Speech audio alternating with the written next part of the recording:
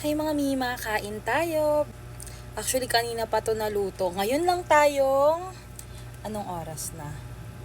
It's 2:03 ng madaling araw. Ngayon pa lang tayo magdi-dinner. Ayan siya mga Mima, may rice and egg. Tara, kain na tayo. Gutom na ako eh. Ito gusto ko yung mataba. Yan, nagmamantika pa rin naman siya. Ulam namin to kaninang tanghali. Then sabi ko, tirahan nyo ko.